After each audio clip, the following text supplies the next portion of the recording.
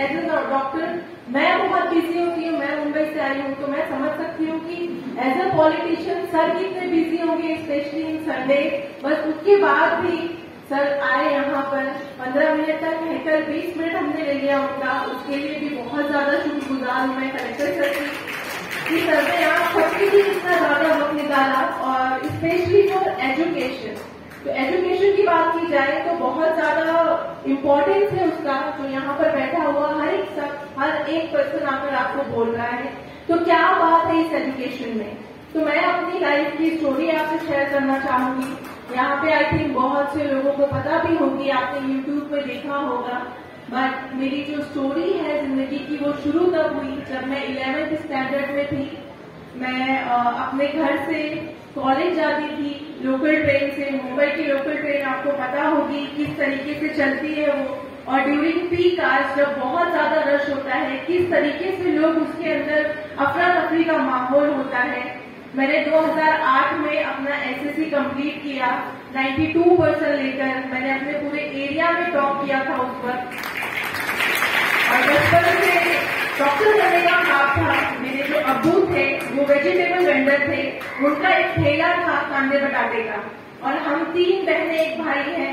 बहुत ही ज्यादा जो हमारी फाइनेंशियल कंडीशन थी काफी लो थी, घर में एक वक्त के लिए खाने के लिए सोचना पड़ता था, उस वक्त ये माहौल था। लेकिन उस जमाने में भी मेरे जो पेरेंट्स थे उनको पता था एजुकेशन का क्या वैल्यू है, तो उन्होंने किसी के आगे हाथ नहीं फैलाया। लेकिन स्पेशली गर्ल्स एजुकेशन को बहुत इम्पोर्टेंस थी। हम 3 बहनें हैं, 3 सिस्टर्स, और हम यूपी से ओरिजिनली बिलोंग करते हैं। आपको पता होगा यूपी में लड़कियों की तालीम को आज भी उतना ज्यादा इम्पोर्टेंस नहीं दिया जाता है। आप लोग लकी हो, महाराष्ट्र या भुसावल से ताल्लुक रखते हो, यहाँ पे स्पेशली गर्ल्स एजुकेशन की मैं बात करूँ तो बहुत इम्पोर्टेंस दी जाती है उस चीज को, तो आप लोग बहुत लकी हो।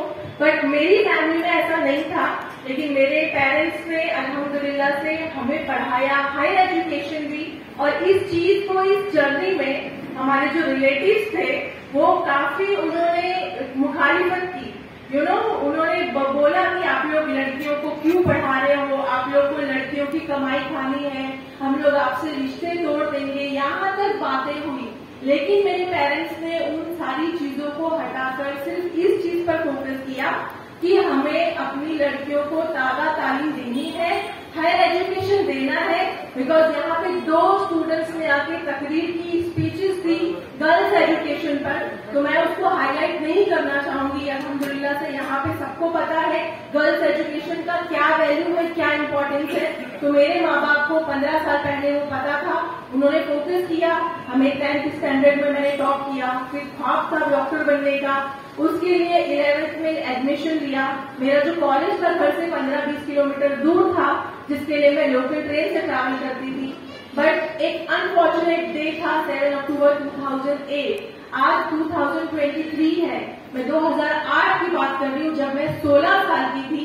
मैं अपने कॉलेज से एग्जाम देकर घर के लिए निकली। रोज की तरह मैंने लोकल ट्रेन में मैं डब्बे में चढ़ी।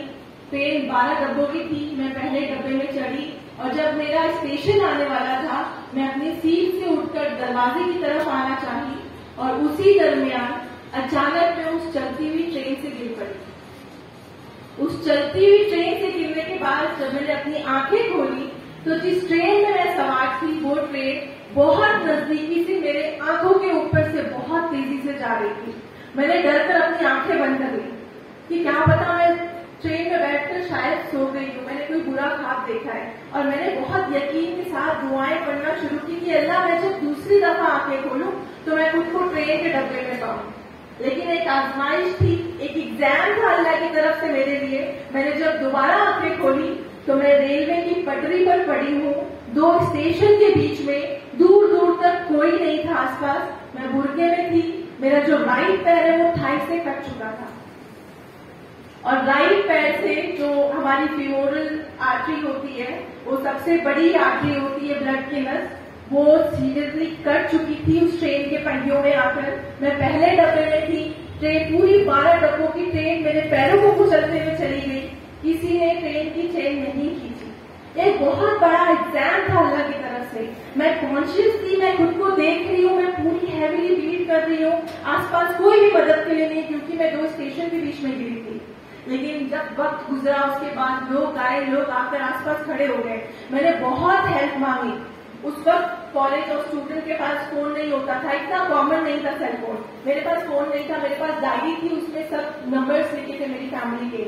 मैंने सबको वहां पे रिक्वेस्ट किया, रो रो कर बोला कि प्लीज मेरे घर वालों को एटलीस्ट इन्फॉर्म कर दो, मैं इस सीरियसली प्लीड कर रही हूँ, यहाँ पर इस हालत में हूँ। क्योंकि उस वक्त एक बात दिमाग में चल रही थी कि मुझे लावारिस की तरह नहीं मरना है। मैं बस अल्लाह से यही दुआ कर रही थी कि अल्लाह कोई फैमिली वाला मेरे पास हो, मैं जब आखिरी सांस लूं तो एटलीस्ट कोई पहचान वाला मेरे साथ हो, मेरे पास हो। लेकिन अल्लाह का एग्जाम था, मैंने कहा। उस वक्त तक कोई हेल्प नहीं किया, कोई फोन लगाने के लिए रेडी नहीं था, बिकॉज ऑफ पुलिस इंटरोगेशन में उनको इन्वॉल्व नहीं होना था। लेकिन फिर अल्लाह ने धीरे धीरे हेल्प की। रेलवे वर्कर्स आए, मुझे गवर्नमेंट हॉस्पिटल लेकर गए अकॉर्डिंग टू लॉ। और जिस गवर्नमेंट हॉस्पिटल मुझे लेकर गए, वहां पे एक और एग्जाम था मेरे लिए कि वहां पर डॉक्टर्स का स्ट्राइक चल रहा था। मुझे ऑन द स्पॉट ट्रीटमेंट नहीं मिला। वहां पे नर्सेस ने मुझे अटेंड किया, मेरी सुपरफिशियल ड्रेसिंग हुई और मुझे हॉस्पिटल के कॉरिडोर में ऐसे ही ट्रॉली पर छोड़ दिया गया। मैं सुबह एक्सीडेंट हुआ, मैं शाम तक हॉस्पिटल के कॉरिडोर में ऐसे ही पड़ी रही। डॉक्टर्स थे ही नहीं, कौन मेरा इलाज करता। लेकिन अल्लाह ने जिंदा रखा था तब तक। मेरी फैमिली आई, मेरी फैमिली को इन्फॉर्मेशन मिली, मुझे प्राइवेट हॉस्पिटल शिफ्ट किए, वहां मेरा ट्रीटमेंट हुआ, मल्टीपल सर्जरीज हुई, बहुत सारी सर्जरीज हुई। मेरा हीमोग्लोबिन बहुत लो हो चुका था, तो डॉक्टर्स ने 24 आवर्स का अल्टीमेटम दिया फैमिली को। मुझे एनेस्थीसिया देकर बेहोश